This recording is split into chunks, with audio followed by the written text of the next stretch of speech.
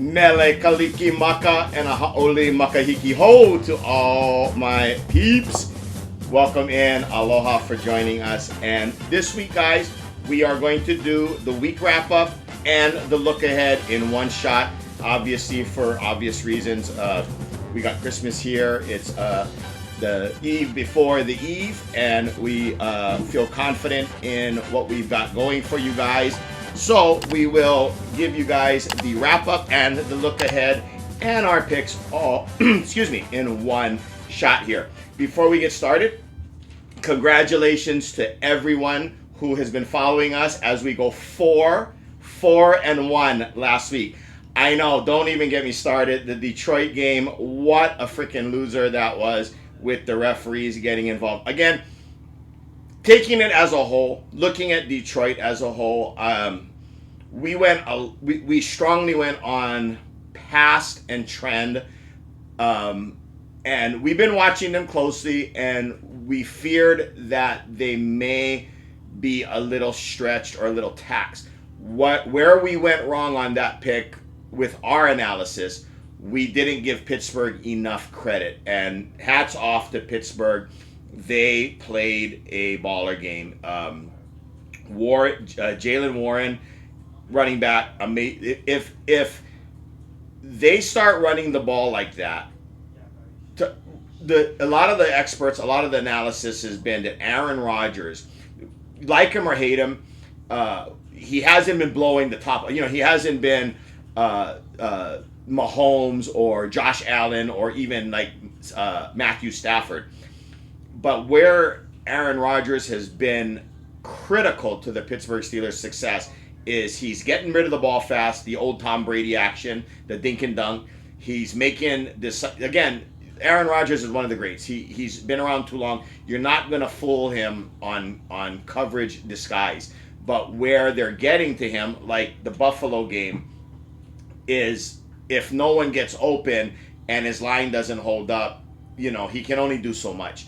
And to their credit, they came in with a game plan. They executed flawlessly. They stopped the Detroit Lions. If I told you the Detroit Lions would have 15 yards rushing in that game with Gibbs and Montgomery, come on, that's a mind blower. So again, the NFL is funky, and again, hats off to Pittsburgh. We actually have a lot of tickets with Pittsburgh, and a really good friend of mine in the East Coast, who we at the beginning of the season, she's a big football fan, and she adamantly was like, no way is Pittsburgh going to get this far. And I tended to agree with her, but there was just this nagging thing in the back of my brain was like, man, Tomlin is one of the great coaches, and he does it differently than everybody else is doing it right now, right, with offense. He's a defensive guy, but he's old school, but somehow or other, he's always, and again, the last 10 years has been brutal as a Pittsburgh fan, right, because one and done, you barely get into the playoffs, or you barely get into the playoffs, you have a winning season, but again, a lot of guys like the Aaron Rodgers who have been around a long time in the NFL will tell you, just get into the tournament. Of course, you want the number one seed. Of course, back in the old days, you wanted the number one or number two seed. But get into the tournament, and it's a one and done. So if you can get hot at the right time, catch a couple of lucky breaks, catch a couple of lucky bounces, get a couple of turnovers or a couple of calls from the refs, as we all know, that's a whole thing. But you stand a chance, and it's 2 or 3, depending on where you're sitting. It's 2 or 3, and then you're in. 2 or 3, and then you're in the Super Bowl. And so again, enough about Pittsburgh, but hats off to them, irregardless of the Detroit loss. Which again, if you guys follow us since week 1, you guys have also known it was a heartbreaker for us because on top of not covering the 6.5, we had a bunch of Detroit money line, and we had a lot of the can't lose parlays with the first scores where. Detroit not winning the game outright costed our team almost $4,000. It was about $200 investment, but had Detroit covered, we would be showing you tickets that would have won us across the board 4,000. We had Mike Evans scoring first. We hit all the the first scores, and then the big four, right, with San Fran, Seattle winning. Obviously, Seattle on Thursday. But we had, I'm sorry, Buffalo on the big four, sorry. We had Buffalo, we had Houston, who again, funny enough, we didn't like Houston minus the big points, but we figured Houston would cover because they have to keep pace and they were not going to lose to dumpster fire Raiders. But again, in the NFL, it's funny, and the Raiders or Houston kind of either came out and laid an egg, or the Raiders showed up and really played an all-out game, however you want to look at it. But anyway, Detroit was our downfall on the small stuff. Again, coffee money, the $10 bets, and all. On the big stuff, the ones that matter, the 1 unit type bets that we give you guys each week. We're on a pretty good run here. We came off of a 3-2 the week before, but a 4-1 where we hit Chicago. People are going to scream, "You guys got lucky on Chicago." Well, we'll take that because there's a lot of times you don't get lucky, right? Like with Washington, where we didn't have Washington, but a lot of people had Washington, and Washington was covering, winning outright even. And then Mariota goes down, gets hurt, and Eagles took over and easily covered that game. So we didn't have that game for many reasons. But the games we had, as you guys know, you can go back and watch. We had Chicago, and we told you to take Chicago favorite or dog, but we love them as a dog. Cincinnati, we told you guys to get it down to giving less points, but irregardless, it didn't matter. They blew out Miami. Detroit was our one loss. We did tell you Tennessee, and we told you to sprinkle a little bit on the money line because we really felt strongly they could win outright, and they did. So that almost counts as a double win, because for those of you who ever bet money line, you know that 100 gets you almost 2-1 on that. And then we had San Francisco on Monday night. One of our rare Monday nighters. We knew that it was going to be a blowout. We knew that it was going to be a going away type deal with Purdy back, Kittle's back. Even with the defense as suspect as San Francisco's is, it was a no-brainer that Indianapolis was just not going to be able to keep up. So 4 out of 5. Congratulations, guys, and Merry Christmas to you. All right, we'll start you off really quick along in the lines of Christmas holiday and the spirit of giving. Happiness. Let me start again. Happiness doesn't result from what we get, but from what we give. Dr. Ben Carson, one of my favorite people, he's kind of known as being a doctor, and he's kind of known now in a little bit of the politics arena.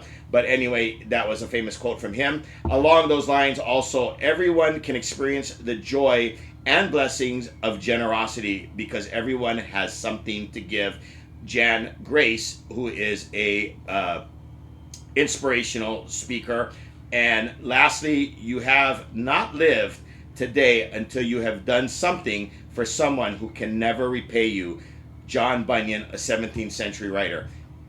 That means so much to us, what we're doing this year in giving you guys our time, our hard work, and trying to get you guys educated, and the winning picks is what we're doing that we can give to you guys, and we are just thankful that you guys are accepting of our gift to you. So we'll go with that, and that is this week's famous quotes. Now we're going to be real quick this week. So the wrap up, we did the 4-1. I also want to touch on, by the way, 6 dogs won outright with Sunday night. And if you do, we weren't part of Thursday, but if you've been following us since week 1, we've been teaching you guys about round robin parlays and money lines.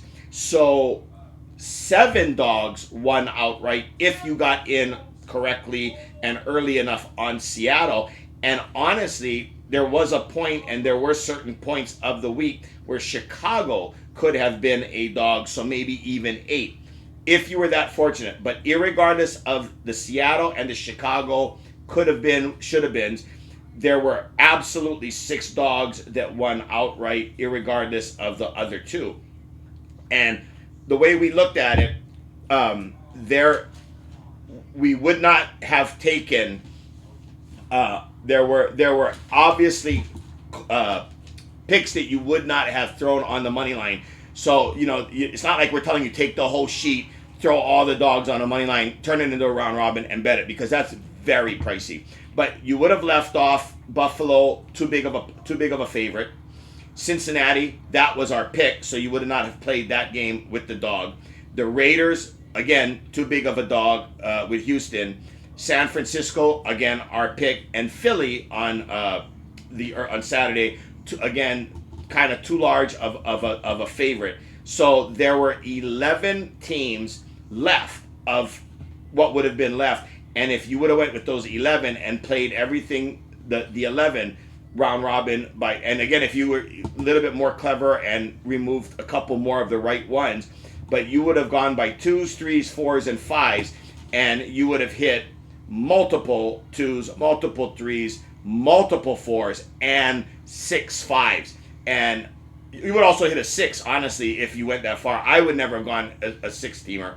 But 6 5s, oh my God, you quadrupled your investment easily. So if you did that, again, following us, we're teaching you guys some tricks of how to get the advantage or beat the house's edge. Congratulations to you guys on that. If you guys just went with our straight 5 picks, you still went 4-1, which is a winning weekend in anybody's book. Okay, so we'll get you guys. Oh, by the way, so this week, my son, the editor and producer, he's going to be showing you a couple of pictures. These are just examples of this week's power teams. We have 5 teams: Detroit, Denver, Seattle, Jacksonville, New England, and the Rams. Let me see. Detroit, Denver, Seattle, Jacksonville, New England, and the Rams. And then there's one more. Buffalo. That was it. Buffalo? Hang on, I'm just double checking here. No, I'm sorry. I said Jacksonville. So Detroit, Denver.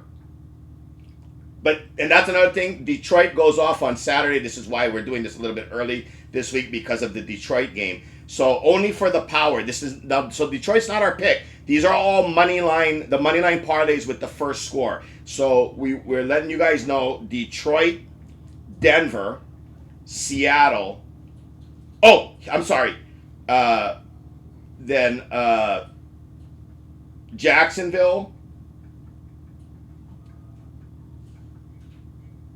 Oh, I know where it was. Okay, Jacksonville and the Rams. So Detroit, Denver, Seattle, Jacksonville, New England, and the Rams. That's what we feel are kind of the locks of, and you don't need all 6 of those. You actually need only 4. So pick your best 4. And again, with a team like Denver, they're such a big favorite. They're minus 1,000. So leaving them off would probably get you a better payday with your first score. And again, remember the thing, go back a couple of weeks and rewatch what we've taught you, that you're not going to just randomly pick one score. You got to pick the 5 from one side of the matchup, and then 5 from the other side, and make sure that they're plus certain amount, like plus 700 or more. And if you think like a Chicago one, the Chicago, they run the ball so much, so Monangai or Swift, you'd want to bet instead of $5 on those guys, you'd want to put 10 or 15, because they're likely to be the first score, but they're only plus 400, 450. The running backs are much lower, so you'd want to go with that. Now, I got a little bit confused here, so we're going to show you an example of a 5-team and a 7-team, and you'll see that on the 7-team, I couldn't fit it all into one frame, so you'll see 2 pictures of the 7-team to see the top to bottom, and that way you can see examples of the team and just one example of a first score that you could choose and what the payout would be, where the $10 bet on a 5-teamer would be $473, and a 7-teamer $10 bet would be $557. So again, because we left off the minus 1,000s in Denver, and what's the other double-digit spread here? It was Denver and excuse me. Who was the other? Oh, and then we like Green Bay as well, by the way. Green Bay, we love Green Bay, by the way.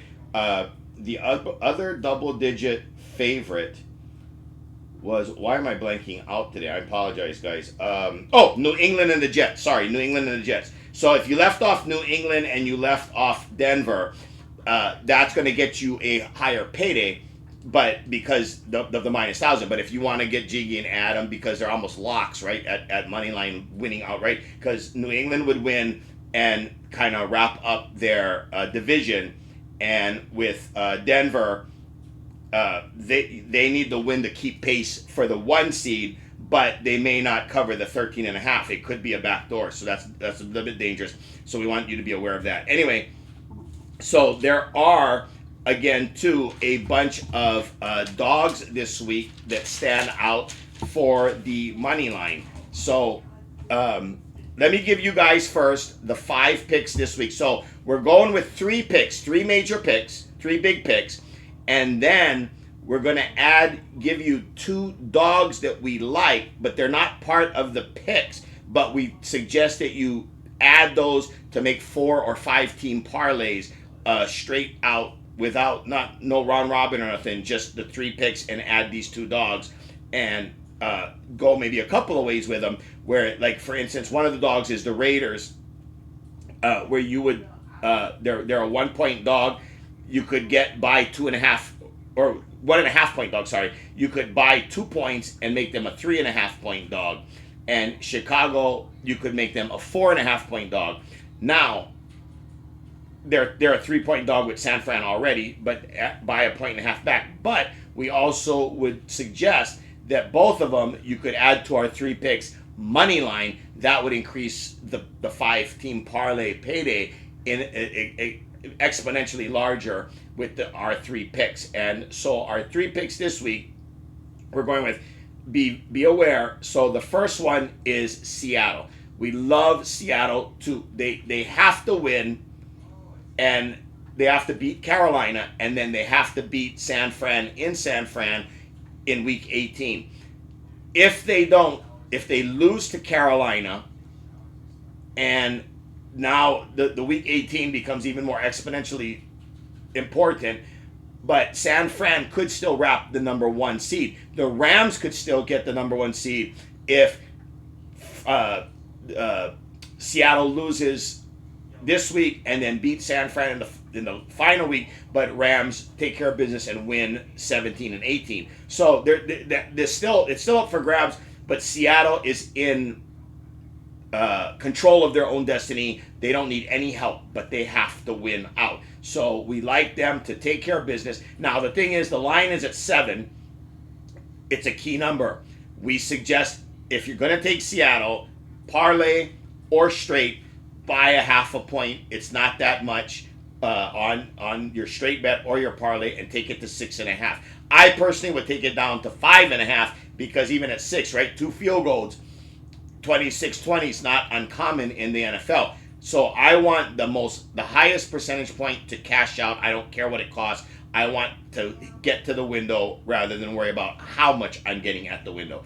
But for those of you who are trying to, walk that tight line, absolutely, when we check in next week, we are going to consider a win at 6.5, because we told you to buy the 0.5 point. That's our number 1. We think that Seattle, they're relatively healthy. They came out of the last week unscathed relatively. Emenwari is looking good. The defense is looking good. And Jigba, Darnold seems to have found his groove, as they say. We just think that Seattle is going to pin back their ears, get dialed in. McDonald, the coach, will have them just focus, and they go into Carolina. Again, we talk about tiers right early on in the season. Seattle is just at that a little bit different tier than Carolina. Carolina's finding their footing, and hats off to Carolina. They're doing an amazing job, but we don't think that they are at the level that the Rams, the Niners, and the Seahawks are at. So Seattle minus 6.5 is our first pick. Our second pick, along the lines of buying back points and whatnot, is to take Buffalo. Now, I've heard there's lines where Philly, it's an even. If that's great, then take Buffalo even. I would even buy a point or 2. But the line I see coming into this, and I'm telling you guys about. I have Buffalo at -1.5. So I looked it up. The money line is actually very low because at -1.5, it's like -108. So at -116, you can get them in even money or money line. Take Buffalo at the money line. That 1 point might matter. It might come down to a 21-20 game. We think that Philly can do no better or no worse in their situation right now. So we think that they're probably going to rest people that need rest. They may work on some things to test out some things, and Buffalo's defense is got so much holes that it could work and get away from them, and then you end up in a shootout type of situation or a back and forth. But in any event, Buffalo has to win this game, and we think that Josh Allen will put his cape on once again and get his team to the finish line. And at the end of that 60 minutes, they will be walking away up by at least a point, meaning Buffalo money line is a winner. The third, and excuse me, I got a frog in my throat. The third and final pick of our big three this week is Green Bay -2.5. Green Bay at Baltimore, or I'm sorry, Baltimore's at Green Bay, minus the 2.5. So we understand that we don't know who the quarterback's going to be for either team right now. We're expecting that this is with Green Bay having their backup and Baltimore having their backup. That's what we're assuming. But there's an upside that Love may clear the protocol and play. If he does, that line will definitely climb to 4 or more. So if you like this call on Green Bay, make sure it's a 2.5. Make sure Green Bay's -2.5 and get that in there and get it in there as soon as possible with that one, because if it breaks by Saturday that Love is going to start, I guarantee you that line is going to shoot up to 3.5 or 4. Now you're not getting the best of the line at -2.5. And if both backups play each other, we just think that Green Bay is a better team right now. We think their back's against the wall. We think their defense is going to come to play. We think their special teams is going to be a little bit tighter, and their offense and their coach is just way better in December. And with, again, a playoff on the line, Green Bay will show up and win this game. Now, I talked about 2 dogs that we would add to the 3 teams. Again, these 2 dogs are not our picks like the other 3, but we think that you could add each or both in to make a 4-team or 5-team parlay, a 4-team or 5-team teaser, and take them with the 3 and add these 2 teams at money line to make a 5-team parlay and a 4-team parlay individually with each of these teams. And the following 2 dogs, are the Las Vegas Raiders. Now money line is there's no point spread, right? So you're going to get plus whatever money you're going to get.